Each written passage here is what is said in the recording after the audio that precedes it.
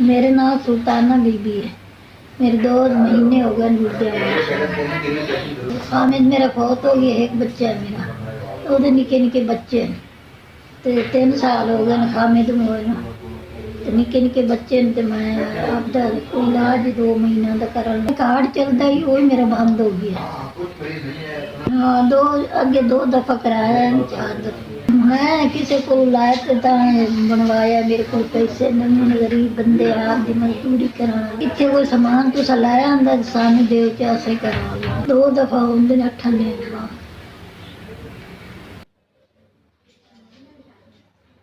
तेरी बड़ी मेहरबानी, तुमने हफ्ते का सामान दिता है, तेरा शुक्रिया। मेरा नाम अब्दुल रहीम है। मैं मिर्च मसाले का काम करता था पहले। 4 साल से मुझे ये डायलिसिस का मसला बना हुआ। हफ्ते में 3 दफ़ा डायलिसिस होते हैं। मेरे 5 बच्चे हैं, किराए का मकान है। ठीक, ये सारा मसला मसाइल है। जब सेहत कार्ड चल रहा था तो डायलिसिस हो रहे थे, अब सेहत कार्ड नहीं चल रहा तो अब डायलिसिस कराना मुश्किल हुआ है।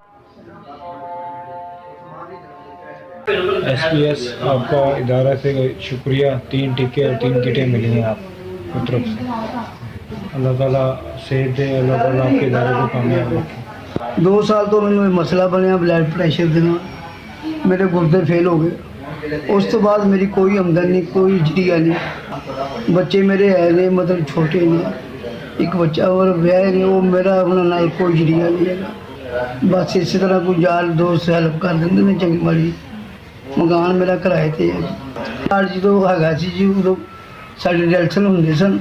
सेहत कार्ड बंद हो गया, असीं मजबूर हो गए, परेशान हो गए हैं। कभी कभार मतलब हो जाता, कभी कभार नहीं होता। कार्ड लिए अपना डायलिसिस लिए कोई भी हेल्प नहीं करता। मेरे जी 3 डायलिसिस होंदे ना जी हफ्ते च। SPS आपके दादे की बड़ी मेहरबानी है, मुझे 3 किटें और 3 टीके दिए हैं। आपको अल्लाह से दे, आपके कारोबार में बरकत। इदारे का बहुत शुक्रिया, गरीबों की मदद करते हैं।